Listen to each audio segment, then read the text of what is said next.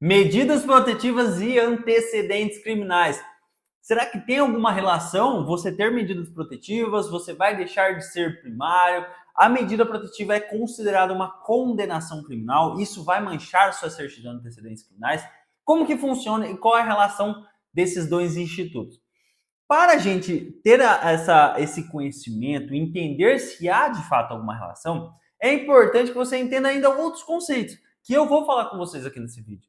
Reincidência, primariedade, os próprios antecedentes criminais, quando se configura e, claro, por último, as medidas protetivas. Inclusive, depois eu até vou dar uma pincelada na questão da reabilitação criminal, que pode afetar nas questões dos antecedentes criminais. Mas, antes da gente iniciar esse bate-papo, quero te convidar a me seguir nas redes sociais, @criminalista Vinícius Vieira. Eu sou advogado criminalista, eu sou especialista na defesa do homem acusado de violência doméstica. Lá no Instagram, no TikTok, no Quai, todos os dias eu posto conteúdos relacionados aos aspectos práticos criminais da Lei Maria da Penha. Conteúdo rápido, dinâmico. Todo dia vai ter até 1 minuto um conteúdo, um vídeo, um Reels para você, ou um vídeo no TikTok, no Quai, enfim, para você assistir e acompanhar. Ter uma informação, algo que pode te acrescentar aquele 1% ao dia, que pode fazer crescer. Então, lá você pode conseguir essa informação. Então, se você ainda não me segue, não perca essa oportunidade, já siga lá para ter acesso ao canal, ao local onde você mais vai ter informações sobre os aspectos criminais da Lei Maria da Penha. Sem dúvida nenhuma, lá você vai entender todos os dias como que funciona essa lei na prática. Mas vamos deixar de enrolação e vamos à temática desse vídeo, a relação das medidas protetivas e os antecedentes criminais, se de fato há. E disso nós vamos iniciar falando sobre a primariedade, que é quando uma pessoa não é reincidente. Bom, Vinícius, não me ajudou em absolutamente nada. Absolutamente nada. Então vamos começar do reincidente, para você entender a primariedade. Você já deve ter ouvido nos jornais sensacionalistas, enfim, que o fulano de tal foi preso, ele é multireincidente, ele já praticou diversos crimes, enfim. Será que de fato uma pessoa, para ser considerada reincidente, ela necessariamente praticou diversos crimes? Ou o fato de você praticar diversos crimes te considera, você pode ser taxado como reincidente? Legalmente falando, não. Então você pode praticar 5 crimes, janeiro, fevereiro, março, abril, maio, e não ser considerado reincidente em nenhum deles, tá? Você pode ser considerado, não ser considerado reincidente em nenhum deles. Então, Vinícius, quando uma pessoa pode ser considerada, afinal de contas, reincidente? Pega um papel, uma caneta, ou na sua cabeça aí, organize a seguinte forma. Trace uma linha. Traçou essa linha? Faça um risco no comecinho, escreve assim, crime 1. Depois de uns 10 centímetros, você escreve assim, crime 2. Pronto? Escreveu? Perfeito. Quando você pratica um crime 1, você vai responder um inquérito policial, um processo criminal, você vai ser condenado ou absolvido, mas vamos considerar aqui a hipótese de você ser condenado. Você recorreu, mas ainda assim permaneceu condenado. A partir do momento que você não está mais sujeito a recurso, você não tem mais a possibilidade de recorrer, você vai ter um trânsito em julgado no seu processo. Ou seja, transitado em julgado, se um dia você ouvir esse termo, quer dizer que aquele processo não está mais sujeito a recurso. Então, nessa linha do tempo que você fez aqui, antes do crime 2, coloca um risquinho, pode ser 1 centímetro antes ali. Transitado em julgado. Está conseguindo desenhar isso na sua cabeça? Isso quer dizer que quando você foi condenado e o seu processo transitou em julgado, não está mais sujeito a recurso, e depois você praticou mais um crime, a partir disso, você pode ser sim considerado reincidente. Reincidente, então, é aquele que pratica um novo crime depois de transitado em julgado o processo pelo qual ele foi condenado em razão do crime anterior.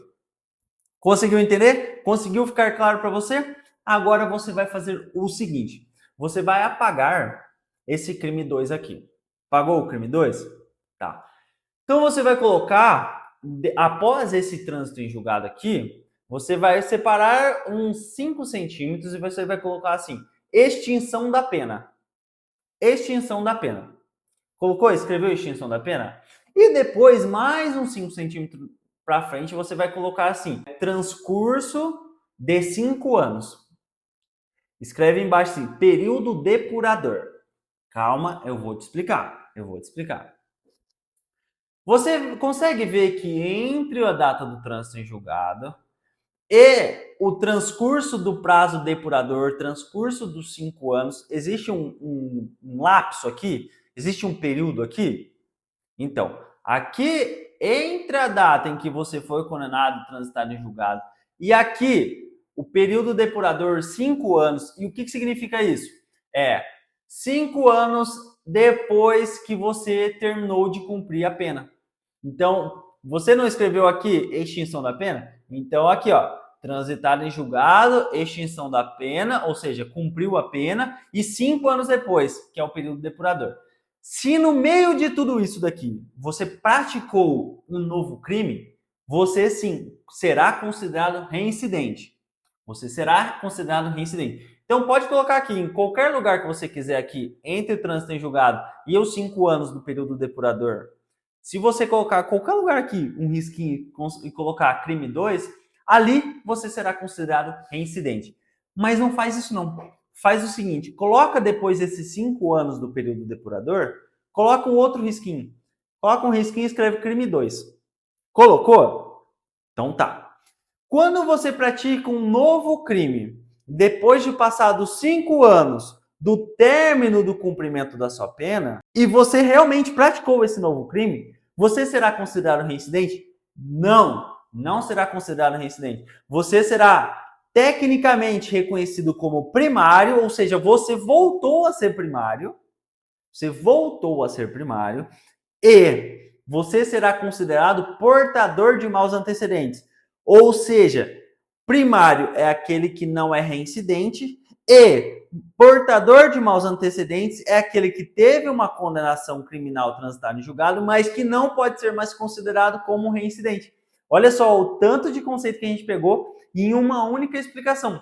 Muito interessante, né? Então, a gente conseguiu entender que reincidente é aquele que pratica um crime entre a data em que transitou em julgado a condenação do crime anterior e a data em que não ainda transcorreu o prazo de 5 anos do cumprimento da pena do crime anterior. Se você praticou qualquer crime nesse intervalo aqui, você será considerado reincidente. Se praticou o crime depois desse intervalo, você será considerado portador de maus antecedentes, mas vai voltar a ser tecnicamente primário. Vinícius, pratiquei 2 crimes ao mesmo tempo. Serei considerado reincidente? Não, não será considerado reincidente. A primeira vez que eu pratiquei um crime, pratiquei 2 crimes de uma vez só. Pratiquei lesões corporais e ameaça no contexto doméstico. Você vai ser considerado reincidente? Não, você será considerado, para análise do Poder Judiciário, primário. Agora, você foi culpado, você foi condenado por um crime de ameaça. Transitou em julgado. Depois você pratica entre a data do trânsito em julgado e os 5 anos depurador do término da pena do crime de ameaça. Você praticou um crime de lesões corporais. Você vai ser considerado reincidente e sua pena pode aumentar em decorrência disso. A reincidência é considerada uma agravante. Vai aumentar cerca de 1/6 da sua pena, tá? Bom, ficou clara essa ideia para você do reincidente, dos maus antecedentes, que você voltou a ser primário? Bom, mais um detalhe ainda que eu quero conversar com vocês sobre... Vamos persistir nessa conversa dos maus antecedentes, tá? Porque já me questionaram muito, Vinícius, eu cometi um crime faz 20 anos e pratiquei um novo crime agora. Então, a pessoa praticou um crime com 30 e praticou novamente com 50 e já terminou de cumprir a pena, enfim. O que vai acontecer? Em tese, era para ser considerado portador de maus antecedentes. Era para ser considerado portador de maus antecedentes quando a avaliação desse novo crime com 50 anos. Mas o STF, no julgamento do recurso extraordinário 593.818, decidiu o quê? que o juiz ele pode, na avaliação desse segundo caso, verificar se realmente se enquadra numa hipótese de maus antecedentes. Ele pode, inclusive, deixar de aplicar para você, reconhecer contra você os maus antecedentes. Seja porque o caso anterior foi extremamente simplório, ou seja porque já passou muito tempo da condenação, do cumprimento da pena do crime anterior. Então, o juiz fundamentadamente pode deixar de te aplicar, de reconhecer os maus antecedentes no seu caso específico. Torna a dizer, ele tem que fundamentar a razão, ele tem que apresentar a razão pelo qual ele não vai reconhecer o crime anterior com maus antecedentes contra você, tá? Ele pode fazer isso sim. A regra, claro, muita gente já questionou que se terminou aquele período depurador, agora falando da reincidência, transitou em julgado, terminou de cumprir a pena, passou 5 anos e praticou um novo crime. Bom, diziam, era uma tese que passou 5 anos e você praticou um novo crime, você vai ser considerado maus antecedentes. Mas se passou ainda 5 anos depois de que concluiu aqueles 5 anos do período depurador, que você voltaria a ser uma pessoa portadora de bons antecedentes. Isso não colou, tá? Isso não cola. Isso não foi abraçado pelo Poder Judiciário. O que é abraçado é, o caso anterior é extremamente simplório, ou passou muito tempo do término do cumprimento da pena do crime anterior. Aí sim o Poder Judiciário, o juiz, ele pode avaliar em seu favor que você deixou de ser portador de maus antecedentes, passou a ser novamente portador de bons antecedentes, tá?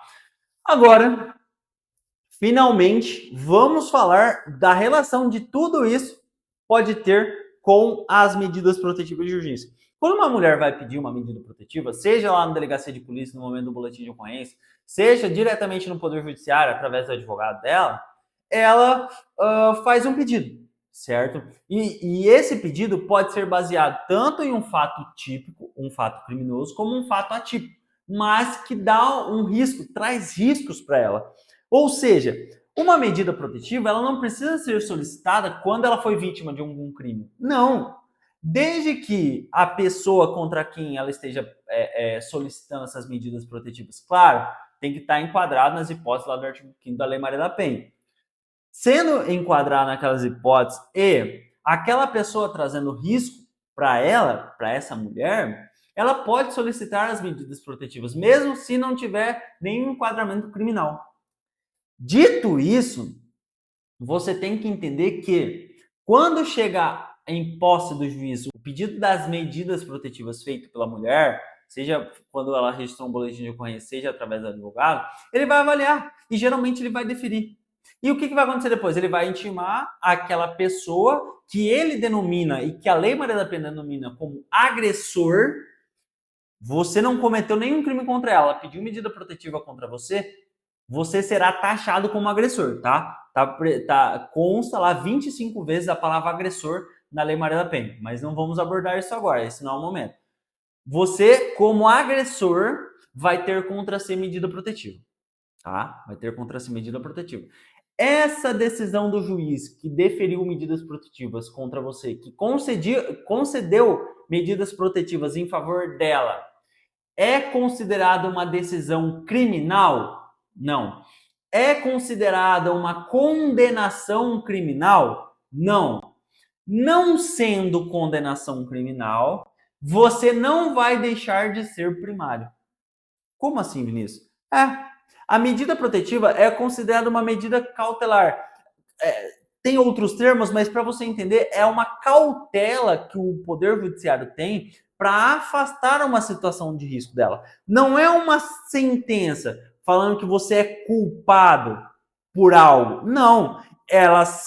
O juiz simplesmente avalia que aquela história levada ao conhecimento dele pode sim ser considerada uma situação de risco para ela e para ela não ser lesionada, ele entende que é melhor afastá-la ou afastar essa situação de risco dela. É para isso que servem as medidas protetivas. Ou seja, uma pessoa que tem contra si medida protetiva não é considerada culpada, não é considerada necessariamente criminosa, não é considerada uma pessoa que tem condenação criminal. Mas eu sei que você está pensando, Vinícius, eu tive uma medida protetiva, eu fui afastado da minha casa, eu tive uma medida protetiva na decisão que o juiz deferiu as medidas, ele me chamou de agressor, Eu tenho imensa dificuldade, inclusive, de ter acesso aos meus bens. Como que isso não é uma condenação criminal? Eu entendo, mas tecnicamente não é uma condenação criminal. Eu sei que isso pode ter diversos efeitos e reflexos na sua vida, sem dúvida nenhuma. Você é conhecido como agressor, mas isso não é uma condenação criminal. Você não deixou de ser primário. Mas, Vinícius, certo dia eu fui requerer lá no Poder Judiciário minha certidão de antecedentes criminais. E lá estava o processo das medidas protetivas. Como que um processo que não é uma condenação criminal, não é um processo criminal, pode estar previsto na própria certidão de antecedentes criminais? Isso não é um contrassenso? Concordo com o número, gênero e grau a você. Concordo com você. Concordo sim com você. Para mim, o meu entendimento é que processo nenhum de medida protetiva possa estar na sua certidão de antecedentes criminais, até porque não tem natureza criminal necessariamente as medidas protetivas de urgência. Tá? Você não foi condenado a uma medida protetiva, você teve contra si deferidas medidas protetivas, que podem ser revistas inclusive a qualquer tempo. Você não vai levar para sempre as medidas protetivas. Agora, tem tribunais que faz constar medida protetiva na certidão de antecedentes criminais. E em razão disso, a Defensoria Pública do Distrito Federal apresentou um pedido de providências no CNJ, Conselho Nacional de Justiça, para que isso seja revisto, para que essas questões relativas às certidões criminais não façam mais constar, entre outras situações, as medidas protetivas. Que você não vai pedir lá a sua certidão de antecedência que esteja lá prevista a medida protetiva, até porque isso não pode ter reflexo no âmbito criminal. Já foi montado uma equipe de estudo, o CNJ montou uma equipe de estudo para avaliar esse pedido. Isso é muito recente, tá? Isso é de outubro de 2024, então é bem recente essa situação. Vamos ver no que vai dar. Eu acredito, eu tenho fé que o CNJ vai rever essa questão e vai determinar que os tribunais não mais façam constar as medidas protetivas na certidão de antecedentes criminais das pessoas que têm contra si essas medidas. Conseguiu compreender toda a dinâmica? O porquê que eu tive que apresentar para você a reincidência? Que a reincidência é porque você teve condenação criminal transitada e julgada. Que o maus antecedentes é que você já cumpriu uma pena e já passou determinado tempo. E que isso não tem nada a ver com as medidas protetivas, que as medidas protetivas, por não ser condenação criminal, não pode afetar os seus antecedentes criminais. Você não vai deixar de ser primário. Você entendeu o porquê que eu tive que trazer todo esse parâmetro, esse conhecimento geral, para chegar no final e falar: você, tendo medida protetiva contra si, não perderá a sua primariedade. Você não será considerado um portador de maus antecedentes. Você não será considerado uma pessoa reincidente. Conseguiu entender? Agora, lembra que eu falei para você, olha, no final eu vou dar uma pincelada na reabilitação criminal. Reabilitação criminal é basicamente um instituto que faz ocultar as suas informações dos seus antecedentes criminais. Claro, desde que você cumpra determinados requisitos. Dentre eles, a própria... você cumpriu a pena, passou 2 anos, aí você pode pedir a sua reabilitação criminal. Claro, ainda tem outros requisitos. Mas existem casos em que as medidas protetivas, mesmo depois de acabada, se mantiveram na sua certidão de antecedentes criminais. Há casos em que a pessoa foi absolvida e ainda manteve aquele processo criminal na certidão de antecedentes criminais dela. O que pode fazer? Você pode entrar com pedido de reabilitação criminal por analogia e solicitar a ocultação daquelas informações dos seus antecedentes criminais. Não é chegar a apertar o Estado, apertar um delete e apagar tudo. Não. É as pessoas de fora que não seja um juiz criminal, elas não poderão ter acesso àquelas informações. Mas se você quer saber mais sobre a reabilitação criminal, eu tenho uma playlist aqui no meu canal do YouTube que só fala sobre, eu acho que tem 15 vídeos sobre a reabilitação criminal, dá uma olhadinha lá se for do seu interesse. Mas o meu objetivo aqui foi te apresentar, te explicar que você tendo medidas protetivas realmente não vai impactar na sua primariedade, você não vai ser reincidente, você não vai ser considerado portador de maus antecedentes. E não é para ter isso previsto, constando na sua certidão de antecedentes criminais, mas tem estados que faz constar, e isso vem sendo discutido lá no CNJ, através de um pedido de providência pela Defensoria Pública do Estado, do Distrito Federal, aliás, que eles estão avaliando se realmente, a partir de então, não vai ter mais as medidas protetivas na sua certidão de antecedentes criminais. Bom, espero ter esclarecido esse ponto para vocês. Esse vídeo ficou um pouco longo por motivos óbvios, que informações imprescindíveis que eu deveria ter passado para você entender no final a minha conclusão. Abraço, assista os outros vídeos, me siga nas redes sociais, @criminalista_Vinícius Vieira, para você não perder nenhum conteúdo sobre a Lei Maria da Penha no aspecto criminal e prático. Abraço!